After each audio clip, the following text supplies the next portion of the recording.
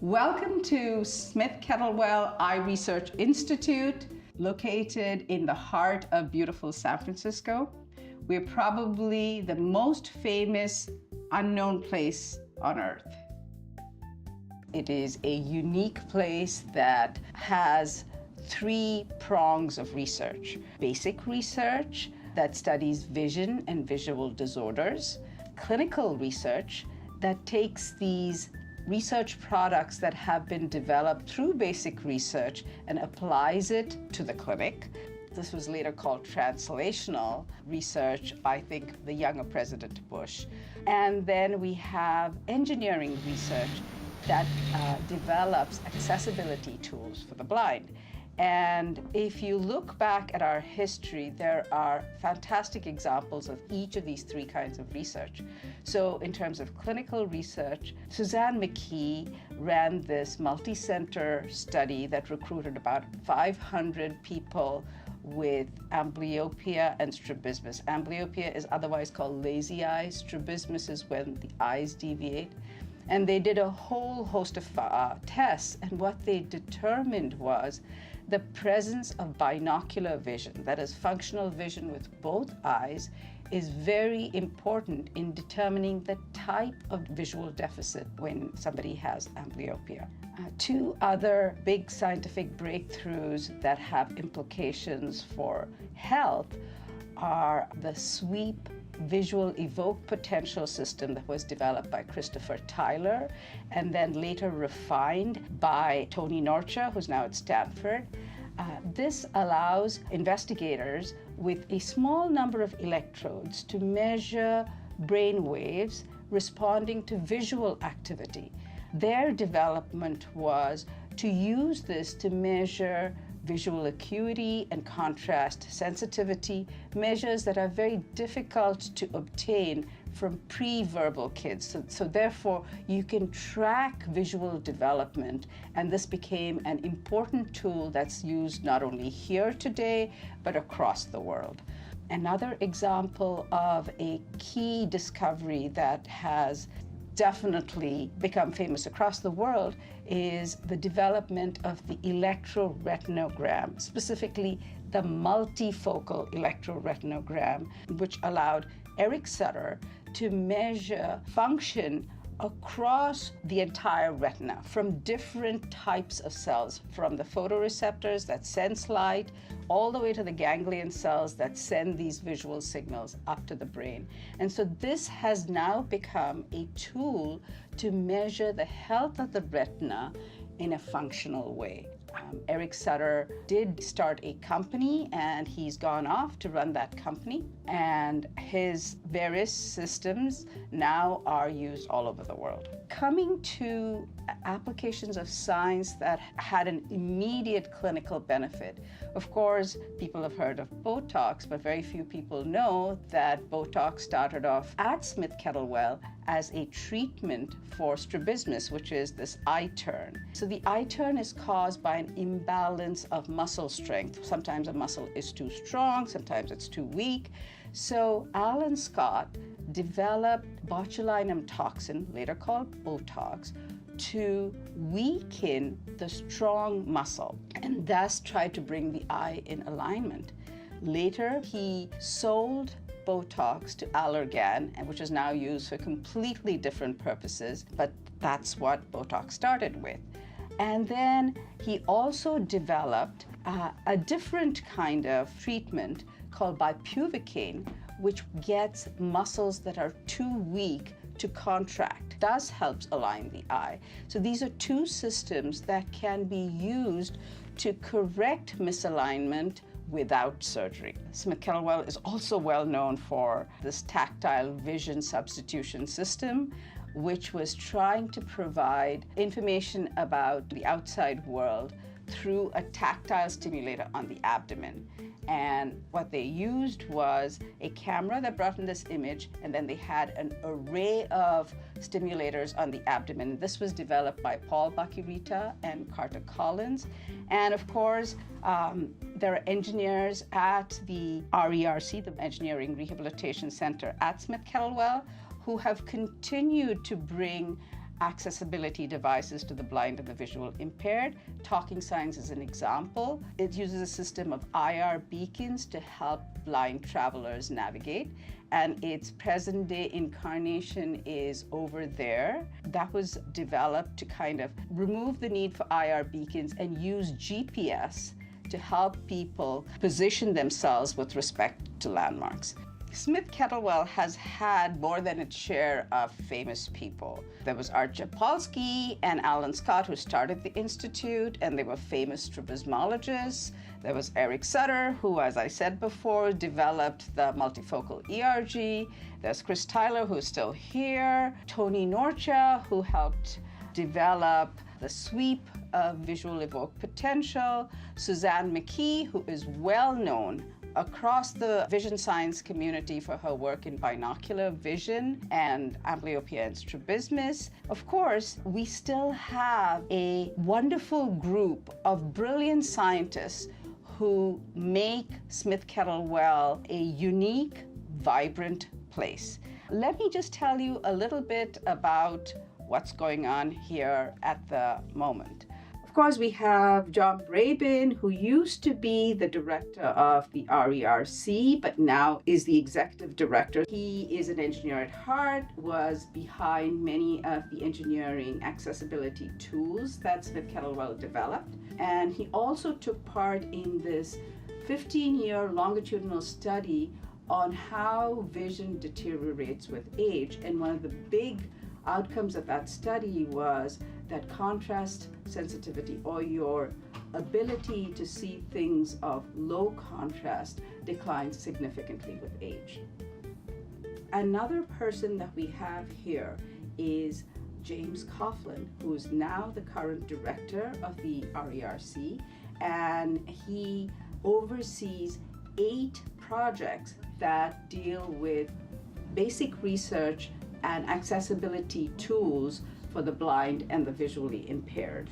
There's Arvind Chandna, who is a pediatric ophthalmologist whose specialty is strabismus and amblyopia, and who has recently gotten into studying cerebral visual impairment.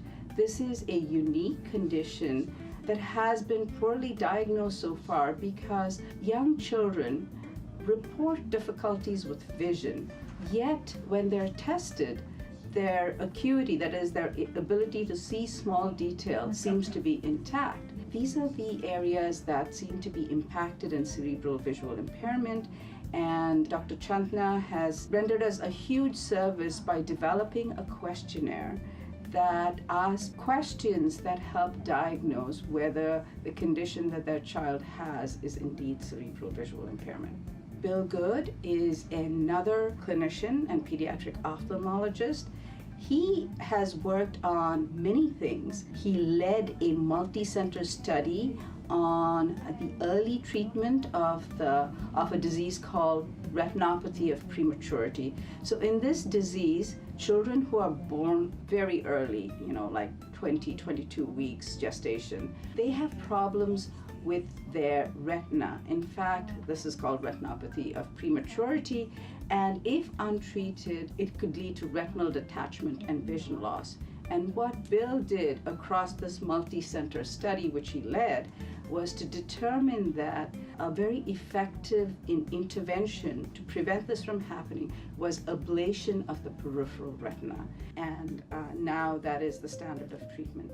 Bill now is actually looking into how bilirubin, sometimes babies are born with jaundice, they look a little yellow when they're born, and they're put under these special lamps to treat that. But untreated high levels of bilirubin are associated with poor prognosis for visual development, and he is actually currently doing a study that investigates that. In amblyopia, the two eyes are not seeing the same thing if they're not pointed the same way, so the brain gives one eye more importance and kind of ignores the other eye, or in some cases, amblyopia occurs because the two eyes have different refractive power. So one eye sees a sharp image, the other eye sees a blurry image. And so again, there's this problem of combining the inputs from the two eyes, so one eye's input is ignored. And what Chuan Hu is studying right now is she's examining the hypothesis that there's an active visual neglect of this weaker eye, and she is investigating training to get people to pay attention to this neglected eye and to see whether that will help to restore binocular vision.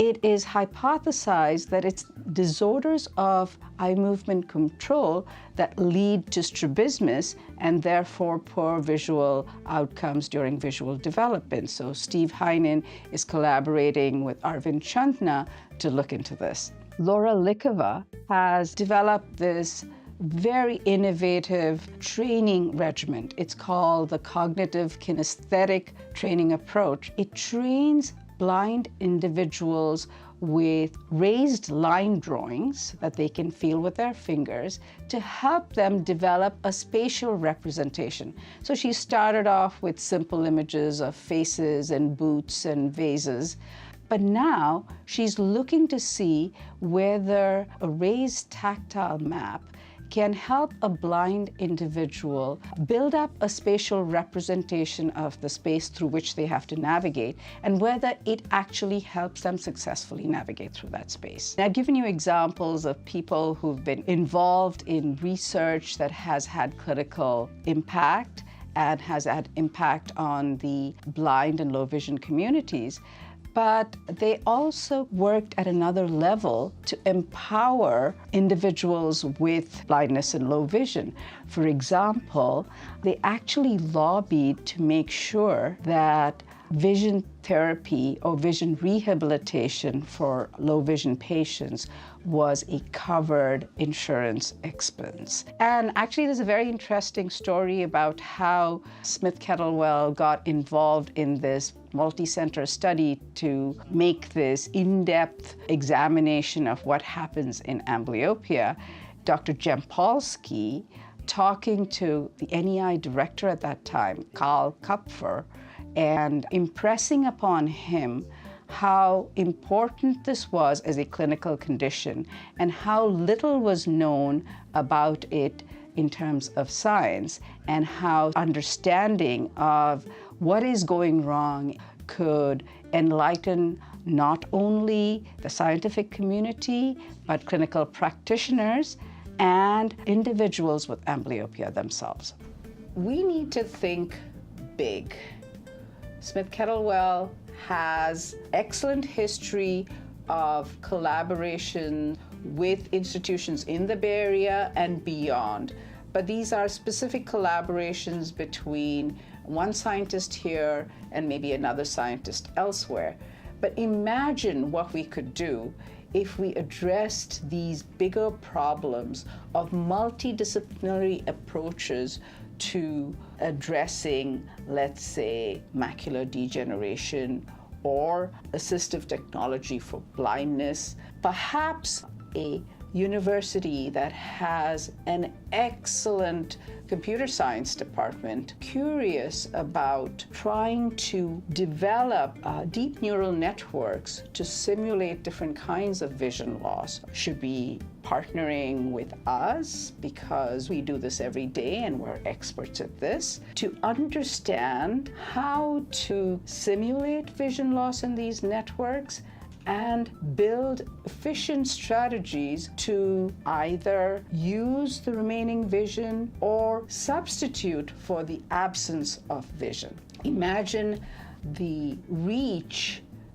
we could have if university partners joined us in a consortium that addressed these bigger problems with the eventual goal of addressing everyday challenges that individuals who are visually impaired and blind face. And of course, we welcome industry to join us as a partner to help us develop these tools and take them to market.